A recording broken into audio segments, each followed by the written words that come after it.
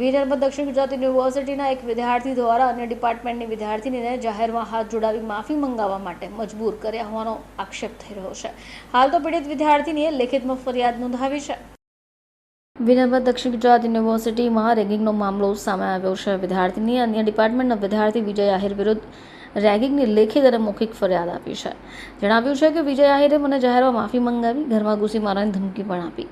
વિદ્યાર્થીનીએ લેખિત અને મૌખિક બંને ફરિયાદને પગલે યુનિવર્સિટી એક્શનમાં આવી ગઈ છે. વિદ્યાર્થીની ફરિયાદ એન્ટી રેગિંગ સેલને રિફર કરવામાં આવશે અને બાદમાં રિપોર્ટના આધારે કાર્યવાહી કરાશે. વિદ્યાર્થીને એક ટૂંકી અને બીજી વિગતવાર માહિતી સાથે 2 ફરિયાદ આપી છે. યુનિવર્સિટીના રજિસ્ટ્રાર ડોક્ટર રમેશ દાનગઢવીએ જણાવ્યું કે મામલે 2 ફરિયાદો મળી છે. આ બાબતે યુનિવર્સિટી દ્વારા ફરિયાદ એન્ટી રેગિંગ સેલને રિફર પણ કરાશે. તપાસ પણ થશે. તપાસ મામલે તપાસ તૈયાર કરીને રિપોર્ટ પણ સુપરત કરાશે. આ બાબતને ખૂબ જ ગંભીરતાથી લેવામાં આવશે અને કોઈ કચાશ નહીં રહે. સર, એક રેગિંગની ઘટના સામે આવી છે, શું છે?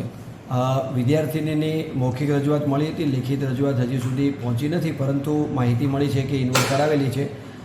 હવે એમાં વિદ્યાર્થીને જે કંઈ દબાણ કરવામાં આવે છે એ પ્રકારની એમની રજૂઆતો હતી અને એના ઉપર યુનિવર્સિટીના ધારાધોરણો મુજબ જે કંઈ યુજીસીના પ્રિસ્ક્રાઇબ નોર્મ્સ છે એ મુજબ ચોક્કસ કાર્યવાહી કરવામાં આવશે. સર, કઈ રીતે દબાણ કરવામાં આવતું હતું? હજી લેખિત રજૂઆત મેં જોઈ નથી એટલે નહીં કહી શકું, પરંતુ મૌખિક વાતચીતનું સૂર એનો હતો કે દબાણ કરવામાં આવે છે એવી વાતચીત છે અને યુનિવર્સિટીના જે કંઈ ધારાધોરણો છે, યુજીસીના નોર્મ્સ છે એ મુજબ એને સેલમાં રિફર કરીને એના ઉપરના જે પ્રિસ્ક્રાઇબ નોર્મ્સ છે એ મુજબ ચોક્કસ કાર્યવાહી કરવામાં આવશે.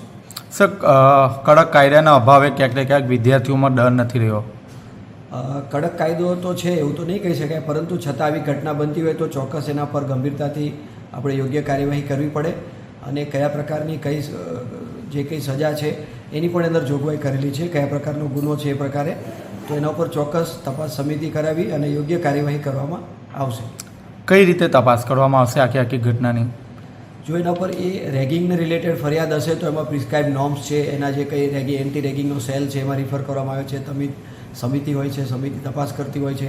તપાસના અંતે એના ચોક્કસ બધા ધારાધોરણો છે એ મુજબ નિયમ અનુસારની કાર્યવાહી ચોક્કસ કરવામાં આવશે આ બાબતે. બ્યુરો રિપોર્ટ, ચેનલ આઈ વિટનેસ. ફટાકડા